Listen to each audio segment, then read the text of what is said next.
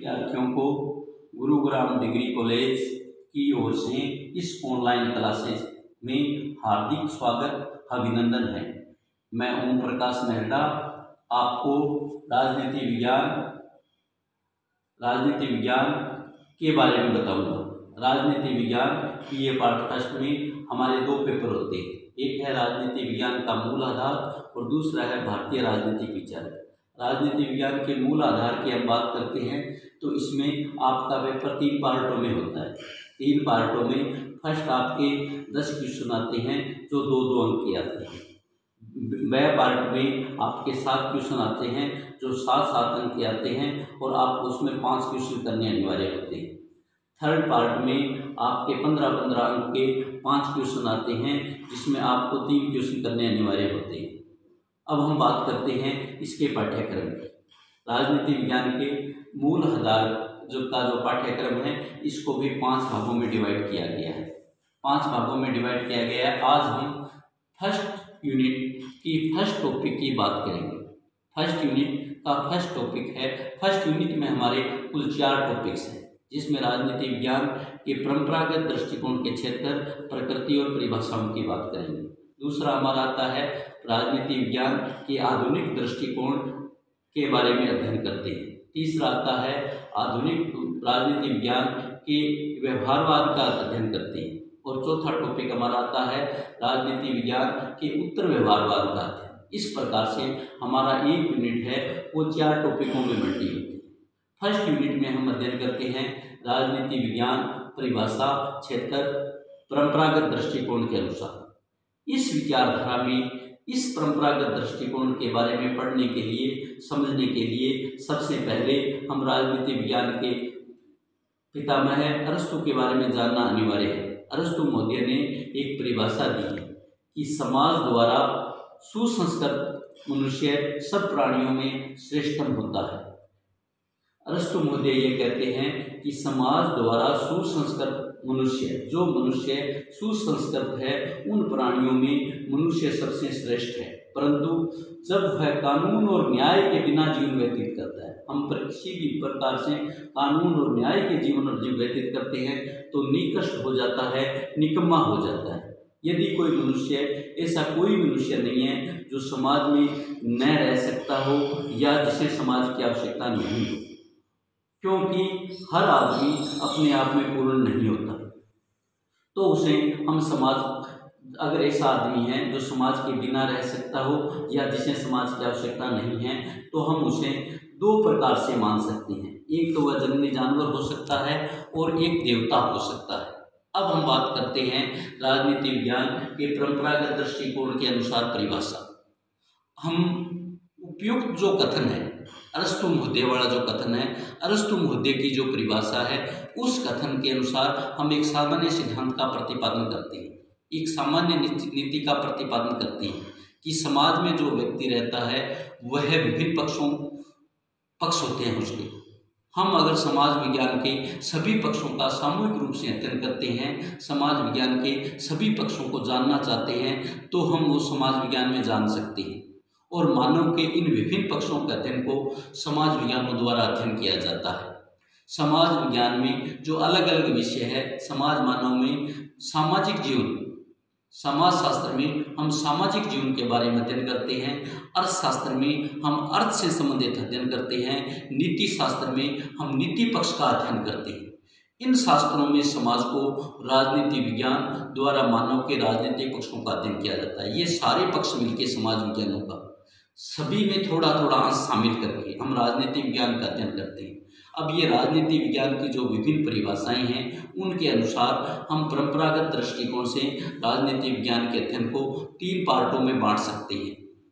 Number 1 आता है राजनीति विज्ञान केवल राज्य का अध्ययन है। ये परिभाषाएं हमें बलस्ट्री, गार्नर और मेरिस ने दी है। उनके अनुसार ये है कि उस समय, ये पुराने समय की बात है, जब उस समय संस्थाओं का ज्ञान करना आवश्यक था और संस्थाओं का ज्ञान अनिवार्य माना जाता था। मानव अपने जीवन का अध्ययन संस्थाओं के द्वारा किया जाता था, जिनके माध्यम से राजनीतिक जीवन को विकसित करने में प्रयत्नशील रहा है। इस प्रकार राजनीतिक संस्थाओं में सबसे प्रमुख संस्था है राज्य। अब जो राजनीति के पर्यायवाची राजनीति का जो पर्यायवाची है वो पॉलिटिकल शब्द से बना है, पोलिस शब्द से बना है। पोलिस शब्द उस समय यूनान और रोम में नगर राज्यों की बात करते थे। अब नगर राज्यों के बारे में हम बात करते हैं तो यूनान में जो नगर राज्यों में कोई भेद नहीं होता था, क्योंकि उस समय छोटे छोटे नगर थे, छोटे छोटे राज्य थे। बाद में इन राज्यों का बड़ा रूप हो गया और इन राष्ट्रीय राज्यों के रूप में अध्ययन किया गया। स्वाभाविक रूप से राज्य के इस विस्तृत रूप से हम राजनीति विज्ञान कहते हैं। इस दृष्टिकोण के आधार पर राजनीति विज्ञान के अलग अलग विद्वानों ने अलग अलग परिभाषाएं दी है, जिसमें बलस्की का नाम आता है, जिन्होंने कहा है कि राजनीति विज्ञान वह अध्ययन है जो राज्य से संबंध है और जिसको जो यह समझने का प्रयत्न करता है कि राजनीति विज्ञान राज्य का मूलभूत तत्व है। दूसरा गेरिज का कथन है कि राजनीति विज्ञान शक्ति के रूप में राज्य का समस्त संबंधों, संपत्ति, प्रयोजन, नैतिक दायित्वों, आर्थिक समस्याओं और अस्तित्व की अवस्थाओं, वित्तीय पहलू आदि सभी का अध्ययन करता है। अच्छा, नंबर 3 जो लेखक है हमारे गवर्नर ने कहा है कि राजनीति विज्ञान के विषय में हम अध्ययन का प्रारंभ और अंत राज्य के साथ होता है। यानी गवर्नर ये कहते हैं कि राज्य का अध्ययन और प्रारंभ राज्य के साथ ही खत्म होता है। दूसरी हम बात करते हैं, दूसरा जो दृष्टिकोण आता है, दूसरा जो पहलू आता है कि राजनीति विज्ञान सरकार का अध्ययन। इसमें सिल्ले और लोलिकोक महोदय ने स्पष्ट किया है। सिल्ले और लोलिकोक महोदय कहते हैं कि राजनीति विज्ञान सरकार का अध्ययन है और सरकार एक संस्था है जो अध्ययन चलाती है। इस विचारधारा को, जो राजनीति विज्ञान की सरकार का अध्ययन था, इस विचारधारा को धीरे धीरे दूसरे लेखक थे पॉल, जैकेट, डिमॉक, गिलक्राइट आदि विद्वानों ने इस विचारधारा का खंडन किया। उन्होंने कहा कि न तो राज्य अकेले से राजनीति विज्ञान का अध्ययन हो सकता, न सरकार से अकेले से राजनीति विज्ञान का अध्ययन हो सकता। इसलिए उन्होंने ये स्पष्ट किया कि हम अगर सरकार द्वारा राजनीति विज्ञान का अध्ययन माने तो वो एकांकी हो जाएगा, और हम राज्य द्वारा सरकार का अध्ययन राजनीति माने तो वो एकांकी हो जाएगा। अतः राज्य और सरकार दोनों का सम्मिलित रूप राजनीति विज्ञान में किया जाता है। बिना राज्य के सरकार की कल्पना नहीं की जाती, बिना सरकार के राज्य की कल्पना नहीं की जाती। इन विचारधाराओं के आधार पर जो ये विचार दिया पॉल, जैकेट, डिमॉक और गिलक्राइट ने, उन विचारधाराओं का लोस्की और गेटेल महोदय ने समर्थन किया है। फिर उसके बाद जब ये बात स्थिति पैदा हुई कि राजनीति विज्ञान राज्य और सरकार का अध्ययन है, तो इस चीज़ को कुछ लेखकों ने, कुछ विद्वानों ने इसका विरोध किया। कुछ विद्वानों ने यह कहा कि राजनीति विज्ञान राज्य और सरकार दोनों का अध्ययन नहीं हो सकता, क्योंकि सरकार को चलाने के लिए मानवीय तत्वों की जरूरत होती है, मानव की भी जरूरत होती है। इन विद्वानों में Herman Taylor encyclopedia of social sciences में ये स्पष्ट किया गया है कि राज्य जो ऊपर वाली परिभाषाएं हैं हमारी, राजनीति विज्ञान राज्य का अध्ययन है, राजनीति विज्ञान सरकार का अध्ययन है, राजनीति विज्ञान राज्य और सरकार का अध्ययन है, ये अपने आप में परिपूर्ण नहीं है, अपने आप में पूरी नहीं है, ऐसा इनसाइक्लोपीडिया ऑफ सोशल साइंसेस का कहना है। अब ऐसी विचारधारा के लिए कि इन राजनीति विज्ञान का अध्ययन करने के लिए राज्य और सरकार के साथ साथ हमें मानवीय पहलू को जोड़ना होगा, क्योंकि बिना मानवीय पहलू, बिना मानव के राजनीति विज्ञान का अध्ययन नहीं किया जा सकता। तो ये जो विचार रखे, ये इनसाइक्लोपीडिया ऑफ सोशल साइंसेस ने रखे। अब इन विचारधाराओं के आधार को स्पष्ट करते हुए एक परिभाषा दी है राज्य और सरकार की कि राजनीति विज्ञान समाज विज्ञान का वह अंग है, जो हमारे समाज विज्ञान है उन विज्ञान का वह अंग है जिसके अंतर्गत मानवीय जीवन के राजनीतिक पक्ष या जीवन के पक्ष से संबंधित राज्य, सरकार तथा अन्य संबंधित संगठनों का अध्ययन किया जाता है। हरमन इनसाइक्लोपीडिया ऑफ साइंसेस ये कहता है कि हम मानवीय पहलू वह पहलू है, मानवीय तत्व राजनीति विज्ञान का वह अंग है जिसमें मानवीय संगठन के, जिसमें मानवीय जीवन के राजनीतिक पक्ष का तथा जीवन के से संबंधित राज्य, सरकार और संबंधित संगठनों का अध्ययन किया जाता है। अब हम बात करेंगे परंपरागत राजनीति विज्ञान के क्षेत्रों की, कि परंपरागत राजनीति विज्ञान के क्षेत्र का मतलब यह है, क्षेत्र का भावार्थ यह है कि हम परंपरागत राजनीति विज्ञानों का अध्ययन कहाँ कहाँ कर सकते हैं, किस स्थान पर हम कर सकते हैं। क्या उसका क्षेत्र हो सकता है, क्या उसका एरिया हो सकता है, किन किन बिंदुओं को शामिल किया जा सकता है। इसके लिए परंपरागत राजनीति विज्ञान के क्षेत्रों के बारे में कुछ क्षेत्र प्रोफेसर गवर्नर मोदी ने दिए, कुछ क्षेत्र प्रोफेसर गेटल मोदी ने दिए, कुछ क्षेत्र प्रोफेसर मुखर्जी ने किए, कुछ क्षेत्र प्रोफेसर विलोबी ने दिए। इन सारे सब क्षेत्रों का अध्ययन करने के बाद, इन सारे लेखों का अध्ययन करने के बाद सन 1948 में यूनेस्को में राजनीति विज्ञान के पंडितों का एक सम्मेलन किया गया। उस सम्मेलन द्वारा राजनीतिक विज्ञान के क्षेत्र निर्धारित किए गए। इसमें हम कुछ क्षेत्र जो दिए हैं, उनका सबसे पहला जो अध्ययन है वो मानव का अध्ययन, कि राजनीति विज्ञान मानव का अध्ययन करता है। राजनीति विज्ञान मानव से संबंधित अध्ययन करता है। मानव किस प्रकार की गतिविधियां राजनीति विज्ञान में शामिल की जा सकती है, किस विज्ञान में राजनीति विज्ञान को शामिल किया जाता है, ये सारी चीज़ें मानवीय अध्ययन में। मैं आपको एक बार पुनः राजनीति विज्ञान के क्षेत्रों के बारे में बताना चाहता हूँ। राजनीति विज्ञान के क्षेत्रों का कई विद्वानों ने अध्ययन किया, जिसमें governor, professor Gettell, professor Mukherjee, professor Willoughby, इन सभी विद्वानों ने जो अध्ययन किया, उन सभी विद्वानों ने जो राजनीति विज्ञान के क्षेत्र दिए, अलग अलग क्षेत्र दिए। उन क्षेत्रों का अध्ययन करने के बाद हरमन हेलर तथा इनसाइक्लोपीडिया ऑफ सोशल साइंसेज ने 1948 में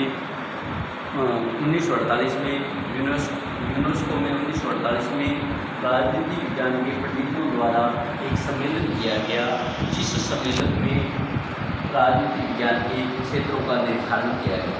इसमें नंबर 1 आता है हमारा मानव का अध्ययन। राजनीति विज्ञान सबसे पहले मानव का अध्ययन करता है। मानव का, संपूर्ण मानव का नहीं, मानव का मतलब राजनीतिक संस्थाओं से जुड़े हुए तत्वों का, राजनीतिक क्षेत्र से जुड़ी हुई संस्थाओं का, राजनीतिक क्षेत्र से जुड़े हुए संगठनों का अध्ययन किया जाता है। मानव के अध्ययन द्वारा हम इस बात को निश्चित करते हैं कि राजनीति विज्ञान मानव के किन किन क्षेत्रों का अध्ययन करता है। इन क्षेत्रों में सबसे मुख्य आता है संगठन, संस्थाएं और विचार। नंबर 2 आता है राज्य का अध्ययन। राज्य के अध्ययन में राजनीति विज्ञान राज्य के उन तत्वों का अध्ययन करता है जो राज्य के संगठन, संस्थाओं, समस्याओं से जुड़े हुए हैं। राज्यों का अध्ययन किस प्रकार से किया जाता है? राज्यों का अध्ययन इस प्रकार से किया जाता है कि राज्य किस प्रकार से अपने कार्य करता है, किस प्रकार राजनीति विज्ञान के कार्य किए जा सकते हैं। नंबर 3 आता है राज्य के अतीत का अध्ययन। राज्य के अतीत जो भविष्य काल में राज्य के अतीत का अध्ययन। राज्य के अतीत के अध्ययन में इतिहास के द्वारा हम यह जानने का प्रयत्न करते हैं कि राज्य का राजनीति विज्ञान से किस प्रकार राज्य का विकास हुआ, किस प्रकार से हमने राजनीति विज्ञान का विकास हुआ, किस प्रकार से संस्थाओं का विकास हुआ, किस प्रकार से संस्थाओं द्वारा राज्य के विकास में योगदान दिया गया। उसके द्वारा हम ये भी समझने की कोशिश करते हैं कि अतीत में धीरे धीरे किस प्रकार से उनका विकास हुआ। नंबर 4 आता है राज्य के वर्तमान का अध्ययन। वर्तमान में राजनीतिक संस्थाएं, वर्तमान में राजनीतिक संगठन, वर्तमान में राजनीतिक संस्थाएं किस प्रकार से कार्य करती है, ये हम राजनीति विज्ञान के वर्तमान का अध्ययन करते हैं कि वर्तमान में इनका अध्ययन किस प्रकार से किया जाना चाहिए। नंबर 5 आता है राज्य के भविष्य का अध्ययन। राजनीति विज्ञान के परंपरागत दृष्टिकोण के अनुसार वर्तमान में जो राज्य ने कार्य किए, वर्तमान में जो राज्य का विकास हुआ, अतीत से सीखते हुए जो विकास हुआ, उनमें भविष्य में अध्ययन किस प्रकार करना है, भविष्य में अध्ययन किस प्रकार से होना है। नेक्स्ट आता है सरकार का अध्ययन। सरकार परंपरागत दृष्टिकोण के अनुसार राजनीति में किस प्रकार राजनीति विज्ञान को किस प्रकार से कार्य करती है, किस प्रकार सरकार के कार्य है, किस प्रकार सरकार को कार्य करनी है, ये सब अध्ययन हम सरकार के अध्ययन में करते हैं। नंबर 7 आता है स्थानीय, राष्ट्रीय तथा अंतर्राष्ट्रीय समस्याओं का अध्ययन। स्थानीय समस्याएं राष्ट्रीय अंतर्राष्ट्रीय समस्याओं से जुड़ जाती है, चाहे हम आतंकवाद की बात करें या हम निर्धनता की बात करें या हम साक्षरता की बात करें, किसी भी जो स्थानीय समस्या है वो राष्ट्रीय से अंतर्राष्ट्रीयता की ओर बढ़ जाती है। अब इन संस्थाओं द्वारा, हम स्थानीय संस्थाओं द्वारा यह जानने का प्रयास करते हैं कि किस प्रकार से स्थानीय से राष्ट्रीय, राष्ट्रीय से अंतर्राष्ट्रीय समस्याओं का अध्ययन करके हम राजनीति विज्ञान का अध्ययन कर सकते हैं। नंबर 8 आता है शासन प्रबंध का अध्ययन। शासन प्रबंध का अध्ययन, शासन का हमारा प्रबंध कैसा है, शासन हमें किस प्रकार से करना है, शासन को किस प्रकार से किया जा सकता है, ये सब शासन राजनीति विज्ञान के शासन प्रबंध के अध्ययन के क्षेत्र आता है। नंबर 9 आता है अन्य समाज विज्ञानों का प्रासंगिक अध्ययन। कोई भी राजनीति समाज विज्ञान है, चाहे वो समाजशास्त्र है, चाहे वो अर्थशास्त्र है, चाहे वो मनोविज्ञान है, चाहे वो भूगोल है, चाहे वो अन्य है, सब समाज विज्ञान एक दूसरे से जुड़े हुए। इनकी प्रासंगिकता किस प्रकार से है, इनका प्रासंगिक अध्ययन किस प्रकार है, इन सब समाज विज्ञानों का हम जुड़ के जो अध्ययन करते हैं कि राजनीति विज्ञान का समाज से हमें क्या मिलता है, राजनीति विज्ञान का नीति शास्त्र से किस प्रकार अध्ययन किया जाता है, राजनीति विज्ञान का अर्थशास्त्र में किस प्रकार अध्ययन किया जाता है, ये सारा राजनीति विज्ञान के परंपरागत दृष्टिकोण के अध्ययन क्षेत्र में आता है। नंबर नेक्स्ट आता है राजनीतिक दल और दबाव समूहों का अध्ययन। इसमें मैं एक चीज़ बताना चाहूँगा आप लोगों को कि राजनीतिक दल तथा दबाव समूह में क्या अंतर है। राजनीतिक दल वो संगठन है जो चुनावी गतिविधियों में भाग लेते हैं तथा चुनाव जीतने के बाद सरकार चलाते हैं। दबाव समूह वो होते हैं जो एक अपना समूह बना लेते हैं, चुनाव गतिविधियों में भाग नहीं लेते किंतु सरकार की नीतियों को प्रभावित करते हैं। हम उदाहरण के तौर पर बात कर सकते हैं भारतीय किसान संघ की, भारतीय किसान सभा की या अन्य दबाव समूह। ये दबाव समूह सरकार की नीतियों को प्रभावित करते हैं। तो राजनीतिक दलों और दबाव समूहों का अध्ययन का मतलब ये है कि राजनीतिक दल किस प्रकार से कार्य करते हैं और दबाव समूहों को उनको किस प्रकार प्रभावित करते हैं। ये राजनीति विज्ञान के अध्ययन क्षेत्र का महत्वपूर्ण बिंदु आ जाता है, जिसमें हम परंपरागत दृष्टिकोण से ये समझने का प्रयास करते हैं कि राजनीतिक और दल और दबाव समूह किस प्रकार से कार्य करते हैं। नंबर नेक्स्ट आता है अंतर्राष्ट्रीय विधि संबंधों और संगठनों का अध्ययन। विश्व लेवल पर अंतर्राष्ट्रीय स्तर पर कानून के जो निर्माण किए जाते हैं, अंतर्राष्ट्रीय स्तर पर जो संगठनों के निर्माण किए जाते हैं। प्रथम विश्व युद्ध के बाद विश्व में शांति स्थापना के लिए पूरे विश्व ने प्रयास करके राष्ट्र संघ का निर्माण किया। जब राष्ट्र संघ अपनी गतिविधियों में असफल रहा तो द्वितीय विश्व युद्ध हुआ और द्वितीय विश्व युद्ध के परिणाम स्वरूप हमने संयुक्त राष्ट्र संगठन का निर्माण किया। इस प्रकार अंतर्राष्ट्रीय विधि और संबंधों का अध्ययन भी राजनीति विज्ञान के परंपरागत दृष्टिकोण में किया जाता है। आज हमने राजनीति विज्ञान के मूल आधार जो हमारा प्रथम टॉपिक है, प्रथम पेपर है, उसके प्रथम टॉपिक परंपरागत दृष्टिकोण से राजनीति विज्ञान के अर्थ, परिभाषा और क्षेत्र के बारे में अध्ययन किया है। इसमें हमने जो मुख्य बात अध्ययन किया है वो अरस्तू की परिभाषा है। अरस्तू के अनुसार कि कोई भी आदमी बिना समाज नहीं रह सकता, बिना समाज के परिपूर्ण नहीं है। समाज के बिना, समाज के रीति नियमों में रहता है तो वो सुसंस्कृत मानव है, अगर समाज के रीति नियमों में नहीं रहता है तो वो निकृष्ट मानव है। अब इस परिभाषा के अनुसार हम परंपरागत दृष्टिकोण से राजनीति विज्ञान की परिभाषा को स्पष्ट करेंगे। हम परंपरागत दृष्टिकोण में यह जानने का प्रयास करते हैं कि सभी समाज विज्ञानों का अध्ययन सामाजिक विज्ञान में किया जाता है, नीति शास्त्र का अध्ययन नीति विज्ञान में किया जाता है। इस प्रकार से सभी अलग अलग क्षेत्र है, अलग अलग परिभाषाएं हैं। उनमें हम जो 3 अध्ययन किया था कि राजनीति विज्ञान राज्य का अध्ययन है, राजनीति विज्ञान सरकार का अध्ययन है, राजनीति विज्ञान राज्य और सरकार का अध्ययन है। ये राजनीति विज्ञान की परिभाषा स्पष्ट होगी। अब राजनीति विज्ञान की जो परिभाषा स्पष्ट हुई उसमें एक मानवीय तत्व द्वारा इंसाइक्लोपीडिया ऑफ सोशल साइंसेस ने इसका खंडन किया है कि ये परिभाषा पूर्ण नहीं है। किसी भी संगठन का, किसी भी सरकार का, किसी भी राजनीतिक तथ्य का अध्ययन करने के लिए मानव का अध्ययन मुख्य है। तो इसलिए मानवीय तत्व शामिल किया गया है। इस मानवीय तत्व को शामिल करने के बाद हमने परंपरागत राजनीति विज्ञान के क्षेत्रों का अध्ययन कर रहे हैं। परंपरागत राजनीति विज्ञान के क्षेत्रों में कुछ लेखकों ने अलग अलग 2-2, 3-3 क्षेत्र निर्धारित किया। राज्य का अध्ययन किया, किसी ने सरकार ने किया, किसी ने सरकार और राज्य ने किया, किसी ने सिद्धांत और परंपराओं का अध्ययन किया। ये सारे जो सिद्धांत निर्धारित किए, उन सिद्धांतों को खंडन करते हुए यूनेस्को के मानवीय संगठन ने 1948 में 1948 में राजनीति विज्ञान के पंडितों का एक सम्मेलन बुलाकर उस सम्मेलन में राजनीति विज्ञान के 10 अध्ययन क्षेत्रों का अध्ययन किया। वो 10 जो अध्ययन क्षेत्र है उनका अध्ययन मानव का अध्ययन, राज्य का अध्ययन, राज्य के अतीत का अध्ययन, राज्य के वर्तमान का अध्ययन, राज्य के भविष्य का अध्ययन, सरकार का अध्ययन, स्थानीय राष्ट्रीय और अंतर्राष्ट्रीय संस्थाओं को समस्याओं का अध्ययन, शासन प्रबंध का अध्ययन, अन्य समाज विज्ञानों का प्रासंगिक अध्ययन, राजनीतिक और दलों और दबाव समूहों का अध्ययन, अंतर्राष्ट्रीय विधि संबंधों और संगठनों का अध्ययन। Thank you. आज हम इतना ही कराएंगे, बाकी नाम विभेद के बारे में चर्चा कल करेंगे।